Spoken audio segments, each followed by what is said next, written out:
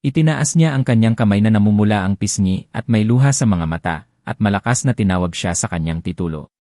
Naisip niya kung nais ba nitong makisalo sa almusal kasama siya. Pinagdikit ni Harry ang kanyang mga kamay sa harap niya habang nakangiti at tumawa habang nakaupo sa lamesa. Tinanong siya ni Leon kung ano ang ginagawa niya. Lumayo ang tingin niya na may inis na ekspresyon at sinabi na hiniling niya na hiwain ang mga buto-buto para madali itong kainin. At ano raw ba ang ginagawa niya? Tiningnan siya ni Harry na may gulat na mukha at tinanong, hindi ba raw siya inalok na kumain ng magkasama? Napabuntong hininga si Leon na may takot na ekspresyon at sinabi, saang bansa ba raw ang hari at ang karaniwang tao ay kumakain ng magkasalo? Tumingin si Harry sa harapan na may malungkot na mukha at hindi nagsalita. Makalipas ang ilang sandali, nasa matataas na hagdanan sila sa ilalim ng malinaw na kalangitan at huminto ang kotse sa tapat ng isang gusali. Habang nakaupo sa kotse, sinabi ni Harry na napagdesisyonan ng Hunters Association na bigyan ng mga grants at subsidy ang kanyang kamahalan. Kahit na hindi ito kasing laki ng palasyo, dadalhin pa rin siya sa lugar kung saan siya maaaring manirahan. Tumingin si Leon sa bintana na may kalmadong mukha at sinabi na napakabait nila. Hindi siya pwedeng humiling ng labis bilang panauhin, kaya ipinagkatiwala niya ang lahat kay Harry. Lumingon si Harry mula sa unahang upuan at tinanong ang kanyang kamahalan tungkol sa pamamahagi ng mga nasamsam. Pumikit siya na may inis na ekspresyon at pinutol ang usapan, sinabing-sinabi na niya kay Harry na siya na ang bahala doon. Pero nagustuhan niya ang kapa, kaya dapat daw ay iwanan iyon para sa kanya. Pumayag si Harry na may butil ng pawis sa mukha. Makalipas ang ilang sandali, huminto ang kotse sa tabi ng mataas na puting gusali. Sinabi niya sa kanyang kamahalan na narating na nila ang destinasyon. Iniunat ni Harry ang kanyang kamay ng nakangiti at sinabi na ang lugar ay nasa tabi lang ng Hunters Association. At may helipad din sa itaas kaya magiging maginhawa ito. Tumingin siya sa harapan na may masiglang ekspresyon at tinanong ang kanyang kamahalan, hindi ba maganda ito? Sumang-ayon si Leon na may seryosong mukha. Tiningnan niya ang mga batong nakapatong sa isa't isa na may malungkot na ekspresyon at naisip, ano ito? Si Director Park Jung-chan mula sa Dujon Group, na namamahala sa mga produkto ng hinaharap ng Dujon, ay tumingin sa kanila at tinanong, ito ba ang deputy mula sa Hunters Association na si Harry? Naisip niya na may butil ng pawis sa kanyang mukha, na ang galaw ngayon ay dapat sana'y kumpidensyal. Tinanong ni Harry na may seryosong mukha, sino siya? Ipinatong ni Jung-chan ang kanyang kamay sa kanyang dibdib na may ngiti sa mukha at ipinakilala ang sarili, sinabing nagkataon lamang ito. Tinanong ni Harry na may ngiti, ito ba ay mula sa Dujon Group? Naisip ni Harry na ang Dujon Group ay isa sa pinakamalalaking konglomerado sa Korea. At ang direktor ng ganoong kumpanya ay nag-aabang sa kanila, kunwari ay nagkataon lang. Tiningnan sila nito na may tusong ngiti sa mukha, pinaikit ang mga mata at gumawa ng tunog. Iniunat ni Jung-chan ang kanyang kamay sa gilid na may ngiti at sinabi na ang taong ito ay ang sikat na survivor. Naisip ni Harry na may masakit na ekspresyon, na gaya ng inaasahan, alam na nito ang pagdating nila. Iniunat niya ang kamay kay Leon na may hindi magandang tingin at sinabi na ikinagagalak niyang makilala si Leon Dragonia Lionheart. Itinaas ni Leon ang ulo niya na may aroganteng tingin at tiningnan si Jung-chan ng dehado at tinanong, nais bang makipagkamay ng isang mangangalakal? Sinabi ni Harry na ang lugar na ito ay ibinibigay sa kanya ng Hunter Association para sa loob ng 1 taon. Pinagpatuloy niya ang pagbabasa ng mga dokumento na may seryosong mukha at sinabi na hindi niya kailangang mag-alala sa buwan ng renta at maintenance fee dahil sasagutin na iyon ng association. Mayroon ding room service at paglilinis, kasama na rin sa maintenance fee kaya pwede niya rin itong gamitin. Naisip niya na may tensyon sa mukha na ito na ang pinakamainam. Ang impormasyon tungkol sa mga survivor ay top secret. Isang sitwasyon kung saan hindi alam kung bakit biglang lumapit si Zhang Qian. Isang biyaya para kay Harry na binaliwala ni Haring Leon si Director Zhang Qian. Lumingon siya at tinanong kung bakit nga ba ito lumapit sa kanya sa una. Tumingin si Leon sa bintana at inilagay ang kamay niya sa likod at sinabi na iisa lang ang hinahangad ng isang mangangalakal. Tiyak na kita ang habol nito. Nagtanong si Harry na may gulat na ekspresyon, anong kita? Nagtanong siya na may butil ng pawis sa mukha, ito ba ay dahil sa bigas? Dahil sa pinagpalang bigas ng Hongnam Plain.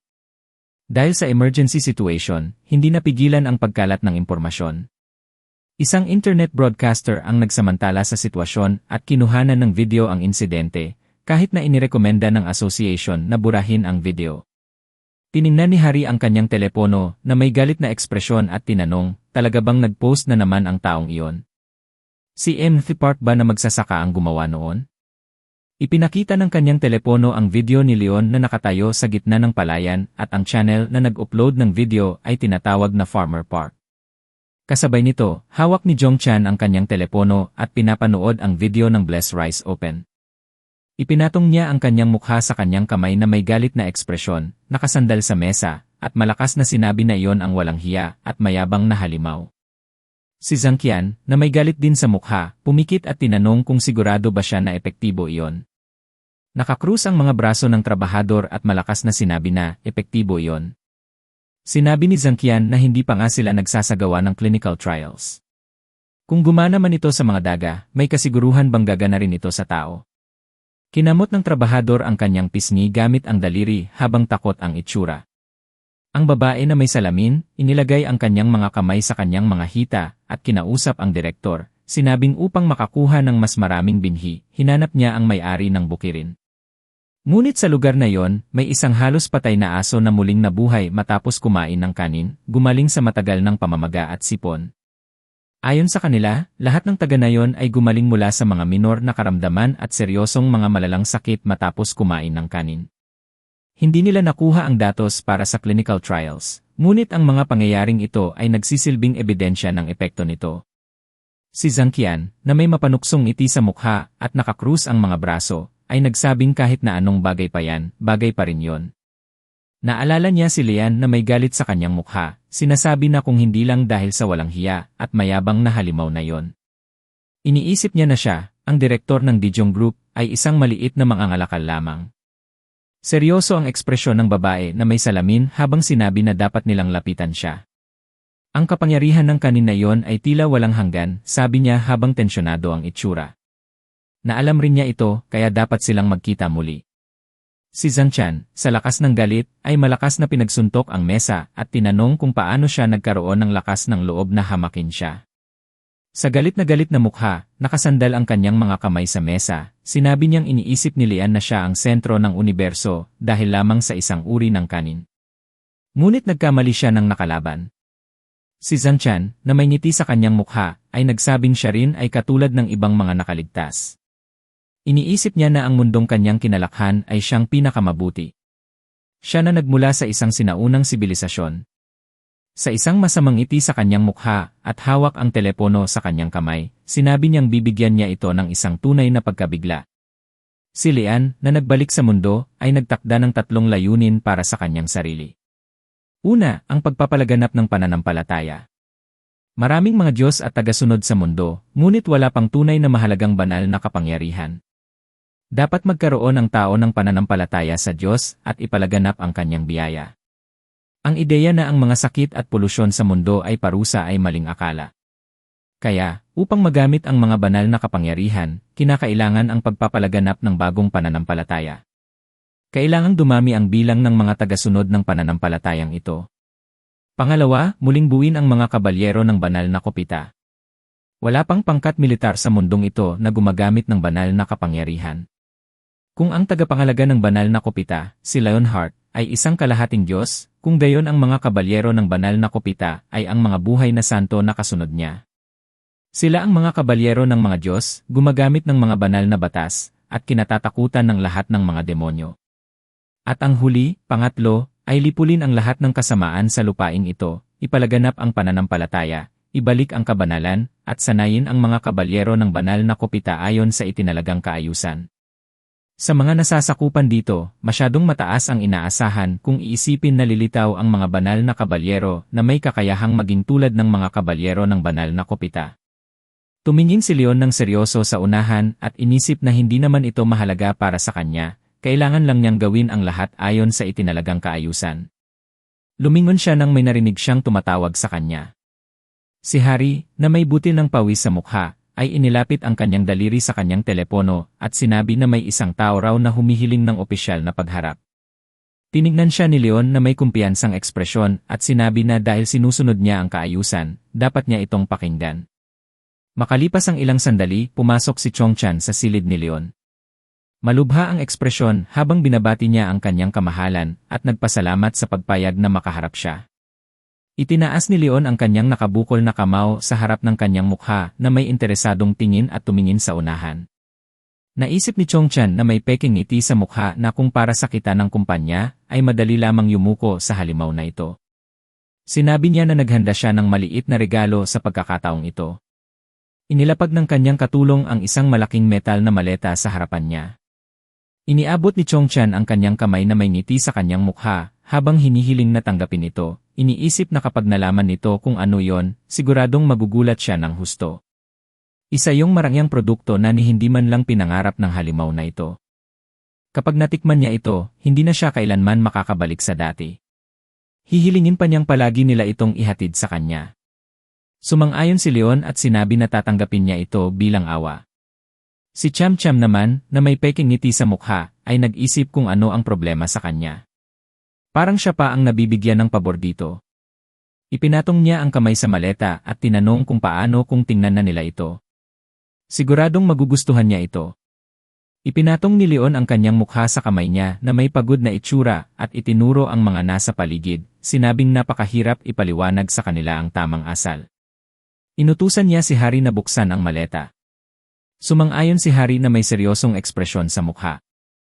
Inilagay ni Hari ang daliri niya sa hawakan ng maleta na may ngiti sa kanyang labi.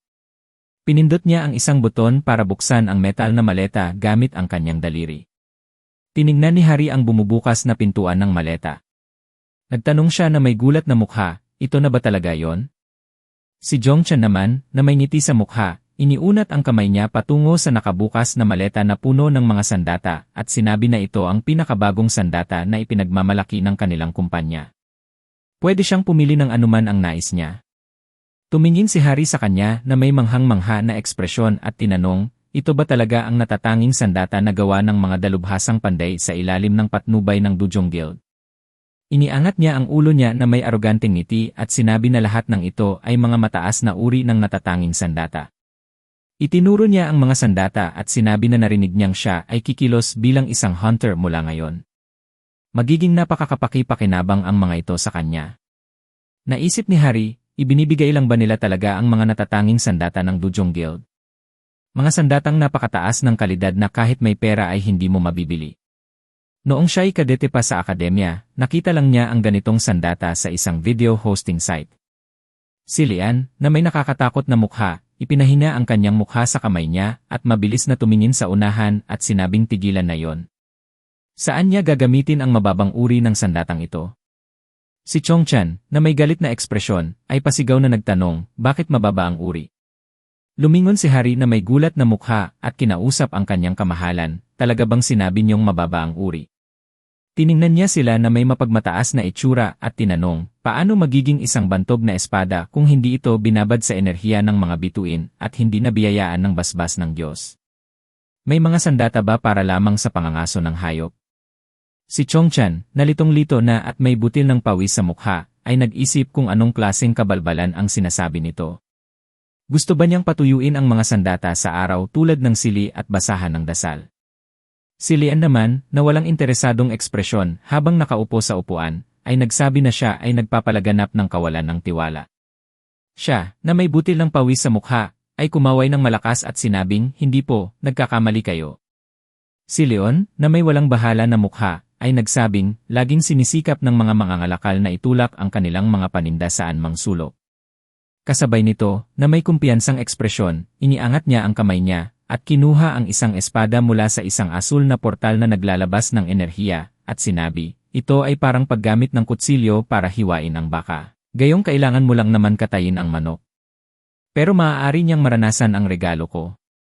Nakatitig si Zhang Chan sa unahan na may gulat na ekspresyon sa espadang nagliliwanag ng maliwanag na aura, at nag-isip kung ang espada ba ay lumitaw mula sa manipis na hangin, lumang espada ba yon? Naisip niya na may takot na ekspresyon kung hinugot ba niya ang isang sinaunang espada. Pababayaan niya ba siya hanggang sa pinakadulo? Sinabi ni Zhang Chan na kung ganoon, nais din niyang makita ang kislap ng mahalagang espada ng kanyang kamahalan. Ngumiti siya habang inilagay ang kanyang mga kamay sa likod at tumingin kay Hari. Tinanong ni Zhang Chan kung pwede bang pumili siya ng kahit anong espada na gusto niya. Ngumiti si Hari habang itinuturo ang sarili at tinanong, pwede po ba talaga? Lumingon siya kay Leon na may butil ng pawis sa mukha. Confident na iniunat ni Hari ang kanyang kamay patungo sa mga sandata. Inilagay niya ang kamay niya sa hawakan ng pulang espada at inisip na 4 na taon lang naman ang hinintay niya para dito. Tinitigan ni Hari ang espada sa kanyang mga kamay na may ngiti sa kanyang mukha at inisip na ito ang espada ni Master Park Jin-chul Don. Ramdam niya ang kapangyarihan ng espadang ito. Totoo bang nasubukan ito ng 10 araw sa ilalim ng naglalagablab na araw sa isang espesyal na gate? Lumapit siya kay Leon habang hawak ang espada at nagtanong kung maaari ba talaga niyang iwas-iwas ito. Si Leon naman, habang hawak ang kanyang espada, ay tinanong siya kung parang laruan lang ba ang hawak niya, anong silbi ng magtanong pa ng permiso sa matatanda. Pinanood sila ni Jongchan at inisip na isa lang siyang kakatwa. Tinitigan niya ang pulang espada sa kanyang mga kamay na may halong pagkalito. Pinuno niya ito ng naglalagablab na enerhiya. Itinaas ni Hari ang espada, binalot ng apoy ang kanyang katawan, at malakas na sinabi na siya'y sumusugod na. Tumingin siya ng may kumpiyansa, may pulang aura sa kanyang mga mata, at mabilis na ibinaba ang espada. Nagkalat ang mga piraso ng espada dahil sa matinding presyon ng sandata ni Leon. Tinitigan nila ang nabasag na espada na may gulat sa kanilang mga mukha. Si Hari, may lungkot sa kanyang mukha habang hawak ang hawakan ng espada na may natitirang talim, ay nakatingin sa harapan. Si Leon naman, nakalmado ang itsura, ay inilapit ang kanyang kamay sa harapan, hawak ang kanyang espada na bumabalot ang enerhiya, at sinabing ni walang bakas ng apoy, sayang lang ang oras. Paikliin nila ang tagpo, sa loob ng 3 minuto, kailangan niyang sabihin kung bakit siya narito. Si Jongchan, na may takot sa mukha, ay umurong at naisip, nagbukang liwayway na ba talaga? Ito ang pinakamakapangyarihang sandata na dinevelop ng kanilang kumpanya. Paano ito nangyari? Impossible ito. Siya, na pinagpapawisan ng malapot, ay hindi makapagsalita ni isang salita. Yumuko si Jongchan at sinabi na nais nilang makakuha ng patent para sa mga binhi ng palay. Si Leon, na may seryosong mukha habang nakasandal ang kanyang pisngi sa kanyang kamay, ay nagtanong kung ano ang sinabi niya. Siya, na may takot sa mukha, ay itinaas ang kanyang kamay at sinabi na siyempre babayaran nila ito. Ayon sa kalkulasyon ng kanilang pamunuan, ang halaga nito ay 180 bilyon. Inisip ni Jongchan na may tusong ngiti sa mukha na siyempre mababalang ang halagang iyon. Walang paraan na ang mga binhi na kayang magpagaling ng kanser ay nagkakahalaga lang ng 180 bilyon. Gayunpaman, wala namang paraan para alam ng hangal na ito ang tunay na halaga ng 180 bilyon. Kapag ipinaliwanag mo sa kanya, siguradong magugulat siya ng husto. Tumingin siya sa harapan na kalmado ang mukha at nagtanong, gusto ba talaga nilang bilhin ang mga binhi gamit ang pera? Kinikiskis ni Jongchan ang kanyang mga palad na may tusong ngiti sa mukha at inisip na nahuli siya. Malakas niyang sinabi na tama iyon. Siyempre, kailangan niyang pumirma sa kontrata na tutulong sa kumpanya ng Dezong na ipamahagi ang palay na ito. Kung gusto niya, maaari nilang taasan ng kaunti ang presyo depende sa negosasyon. Sinabi ni Leon na may galit sa mukha na siya ay isang halimaw na mangangalakal. Nagtanong siya na may naglalagablab na galit sa mukha, bumabalot sa kanya ang apoy at may lumilitaw na leon sa ibabaw ng kanyang ulo, kung paano siya naglakas loob na magpabastos. Inisip ni Leon, paano naglakas loob ang demonyong mangangalakal na ito na lapastanganin ang isang Diyos. Tinitigan siya ni Jongchan na may takot sa mukha at lumulutang ang mga ugat sa kanyang mukha. Tinitigan niya ang dambuhalang enerhiyang leon na nakatayo sa kanyang ibabaw habang pinagpapawisan ng husto dahil sa takot. Si Leon, na may galit sa mukha, ay nagsabing siya'y isang hangal, ipinakita niya ang kanyang kasalanan. Lumuhod siya sa takot habang dumadaloy ang luha sa kanyang mga mata. Nanginginig ang kanyang mga kamay sa sahig, at malakas na sinabi na hindi niya talaga alam kung ano ang nagawa niyang mali. Si Lian, na kalmado ang ekspresyon, ay iniunat ang kanyang kamay sa harapan upang pawiin ang enerhiyang leon at nagtanong kung paano nagiging ganoon kabulag at makalimutin ang isang tao. Kinagat ni Jongchan ang kanyang mga ngipin, ibinaba ang kanyang ulo at gumawa ng tunog. Sinabi ni Lian na may kumpiyansang mukha na ang ani ay lumalago mula sa pinagpalang lupain ng Demera. Sa madaling salita, ito ay isang biyayang ipinagkaloob ng Diyos sa mga magsasaka upang kanilang magamit sa pagbubungkal at pag-aararo ng kanilang mga bukirin. Hindi ito isang bagay na mabibili gamit ang pera, kinakailangang magbigay ng alay sa pamamagitan ng pasasalamat at matatag na pananampalataya. Tiningnan siya ni Lian at sinabi na tila nagpasya siyang iligaw ang mga tao para lamang sa kasakiman. Tinanong niya kung paano balak ni Zhang Qian na pagkakitaan ang banal na handog kung hindi naman siya nagsasagawa ng pananampalataya. Itinaas niya ang kanyang kamay na may galit na ekspresyon at pinisil ang kamao.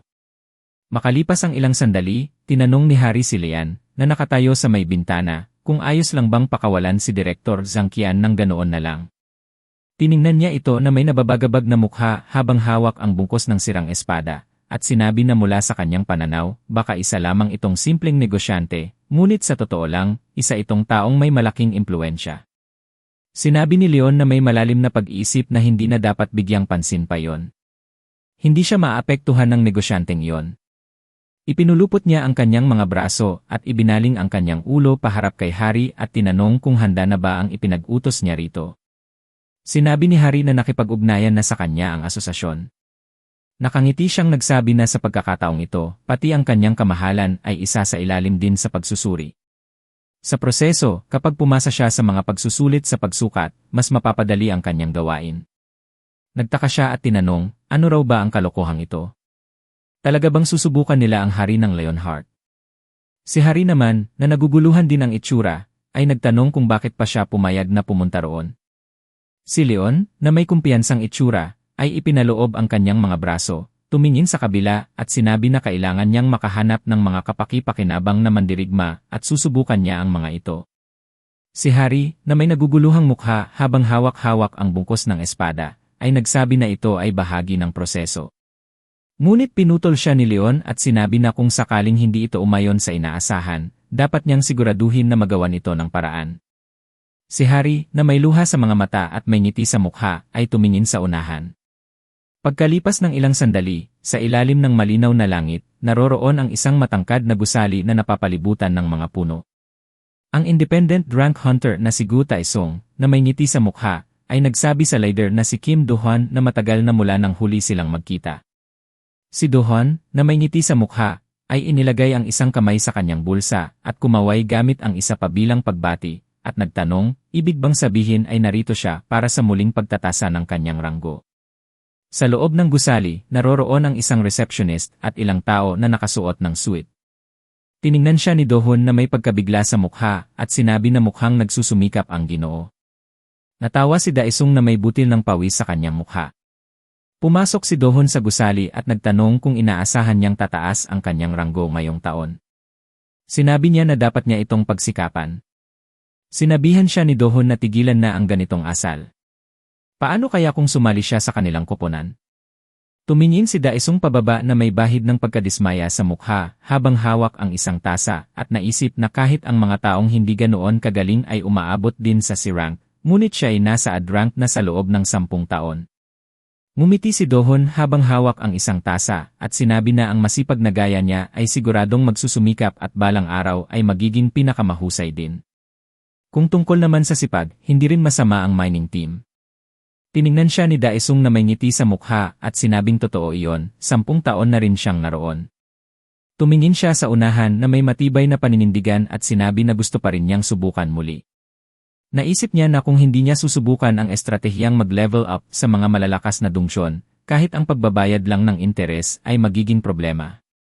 Hanggat may pamilya siyang kailangang sustentuhan, hindi siya maaaring sumuko. At dito na nagtatapos ang ating video. Maraming salamat sa panonood. Kung nagustuhan mo, huwag kalimutang i-like at mag-iwan ng comment sa ibaba. At syempre, kung hindi ka pa nakasubscribe, pindutin mo na yung subscribe button at ang bell icon para updated ka sa susunod nating content. Hanggang sa susunod na video. Ingat kayo palagi.